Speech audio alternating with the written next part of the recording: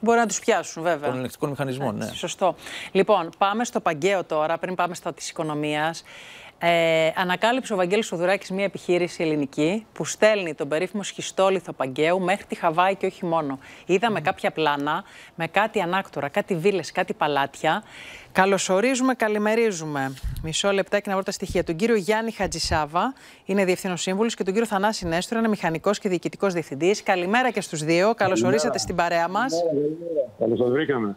Λοιπόν, καταρχάς να ξεκινήσω με τον κύριο που πρωτοανέλαβε, ο οποίος από ό,τι βλέπω ήταν οικονομικός, ποτέ δεν αργά και για κανένα, ασχολείται με τα οικονομικά, ήταν και σε ένα ραδιοφωνικό σταθμό, αποφασίζει να αναλάβει την οικογενειακή επιχείρηση και από μια αποθήκη 46 τετραγωνικών σε ένα χωριό του Παγκαίου φτάνει να εξάγει πέτρες. Θα μας πείτε σε πόσες χώρες, κύριε Χατζησάβα? Σε 97 χώρες εξάγουμε αυτή τη στιγμή, σχεδόν 100 χώρες. Προσπαθούμε να τις κάνουμε φέτος 100 χώρες. Σας το ευχόμαστε. Ευχαριστούμε. Να τα κατοστήσετε και μετά να τα χιλιάσετε. Ευχαριστούμε. Να σας πω, έχει βαρύνει και ο καιρός. Βλέπω από πίσω έχουν αρχίσει σύννεφα. Ναι.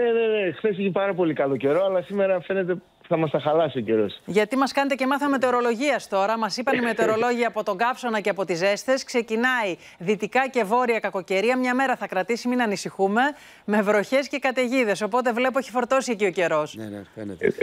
Μα δείχνει χαρακτήρα όμως. Ναι. Λοιπόν, άρα σε 100 χώρες, ποια είναι η ιστορία σας τώρα, πώς βρεθήκατε και πώς ανοιχτήκατε, πώς φτάσατε μέχρι τη Χαβάη, σας βρήκανε ή τους βρήκατε? 46 τετραγωνικών έτσι ξεκίνησαν όλα. Ναι, καλημέρα.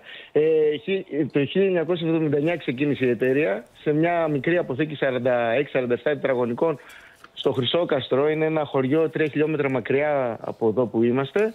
Από εκεί ξεκίνησε ο πατέρας μου.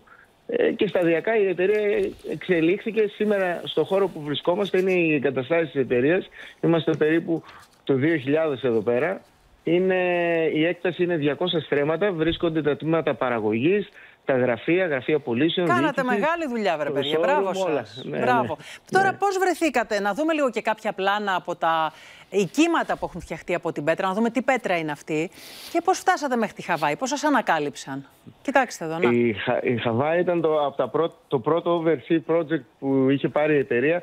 Πρέπει να ήταν τη δεκαετία του 90, αλλά η πρώτη εξαγωγή έγινε τη δεκαετία του 80. Έγινε με ένα φορτίο πλάκης καβάλας στην Αυστρία και μάλιστα ο πελάτης τότε αντάλλαξε το φορτίο με μια μηχανή Canon. Μια επαγγελματική μηχανή Canon. Φορτίο με το σχιστόλιθο για μια φωτογραφική μηχανή, Ναι, τότε έχει πολύ μεγάλη αξία. Ωραία ιστορία. Ναι. Και σταδιακά η εταιρεία εξελίχθηκε. Η αλήθεια είναι μέχρι το 2009 η εταιρεία το 85% του τζίρου της ήταν στην εγχώρια αγορά και το 15% στο εξωτερικό εξαγωγές. Τώρα είναι το 70% στις εξαγωγές και το 30% στην εγχώρια αγορά. Φαίη, αυτό μου κάνει εντύπωση με τη συγκεκριμένη εταιρεία, ότι ουσιαστικά αναπτύχθηκε τα χρόνια των μνημονίων. Γιατί από εκεί που ήταν μια εταιρεία που πουλούσε τα προϊόντα της εδώ, ανοίχτηκε την εποχή των μνημονίων, έβαλαν χρήματα οι άνθρωποι. Οι ευκαιρίες που δίνονται, Βαγγέλη, σε περίοδο κρίσης, ο καθένας βάζει το μυαλό του να δουλέψει και πάει να βρει τη λύση και να ελιχθεί. Να ρωτήσω κάτι, τι το ιδιαίτερο έχει η πέτρα σας? Τις βλέπουμε και πίσω. Ναι. Για να δούμε. Αλλά έχει την εξής ιδιότητα. Είναι ένα σκληρό πέτρωμα, το οποίο μπορεί να σε πρωταρχική μορφή επεξεργάζεται με αυτά τα βασικά εργαλεία. Ναι. Σφήνα και σφυρί. Άρα στο χέρι δηλαδή λέτε η δουλειά. Η πρώτη φάση επεξεργασίας. Ναι. Με διαδοχικές κινήσεις, εδώ πέρα όπως βλέπετε ήδη έχει στοιχείο σε ένα κομμάτι, μπορούμε να φτάσουμε σε λεπτά φύλλα τα οποία έχουν πάγους από 1-5 εκατοστά. Αυτά εμείς τα ονομάζουμε κανόνες πλάκες. Μπορείτε να δείτε εδώ πέρα μια. Έτσι, ναι. Και αυτά τα στέλνετε στο εξωτερικό, αυτές τις πλάκες, ή στέλνετε το μεγάλο τον όγκο? Όχι, ο μεγάλος όγκος δεν φύγει. Όχι, τις πλάκες. Προκύπτουν από τις πλάκες, τα οποία είναι σε εργοστάσιο της εταιρείας. Και πόσο δύσκολο τώρα, σε μακρινές περιοχές, να κάνετε τέτοια μεταφορά?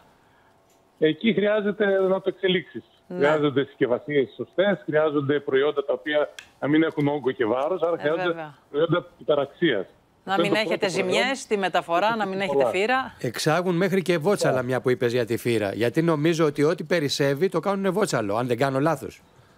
σχεδόν τα πάντα και από προϊόντα τα οποία βγαίνουν από αυτά τα προϊόντα ξαναχρησιμοποιούνται και βγαίνουν άλλα προϊόντα. Έτσι, αξιοποιούνται. Οπότε, και τι ωραία πράγματα φτιάχνονται. Κοιτάξτε εδώ. Ο πλούτος τώρα της Ελλάδας, όπου έμαθα κάτι προσφάτως που δεν το ήξερα, σε μια περιοχή μπορεί να έχει διάφορα. Πώς να το πω, θεώρησε ότι εκεί είναι ένα πέτρωμα. Και έχει, θα το ξέρουν καλύτερα και οι κύριοι. Στο ίδιο σημείο, ψάχνω να βρω τη λέξη τώρα πώς λέγεται, κάτω από το έδαφος που υπάρχουν, ας πούμε, οι ρίζες, πέτρα, άλλο είδος, άλλη να είναι εύθρυπτη, άλλη να είναι σκληρή, να έχει άλλο χρώμα. Δεν είναι το ίδιο, γι' αυτό και πολλοί παίρνουν μεγάλες ποσότητες, γιατί μετά για ένα συγκεκριμένο οίκημα μπορεί να μην τη βρουν. Λοιπόν, σας ευχαριστούμε πάρα πολύ. Καλημέρα στο όμορφο Παγκαίο. Ευχαριστούμε, καλημέρα. Καλημέρα σας. Καλημέρα. Γεια σας. Χρειάστηκε προσφάτως να δω κάτι με πέτρα και βρέθηκα σε ένα σημείο στην Κεφαλονιά συγκεκριμένα και είχε αλλού ολόλευκη χ ποιότητας. Στο ίδιο σημείο, στο ίδιο χωράφι δίπλα κόκκινη. Παραπέρα άλλο χρώμα. Δηλαδή θεωρείς ότι είναι στο ίδιο μέρος ένας τύπος. Δεν είναι. Λοιπόν, πάμε τώρα στην κυρία. Τι είπατε? Λέω μάλιστα, ξέρεις, γνώση, εντυπωσιακό. Γνώση. Λοιπόν, πάμε τώρα στην κυρία Μάγδα Κοντογιάννη.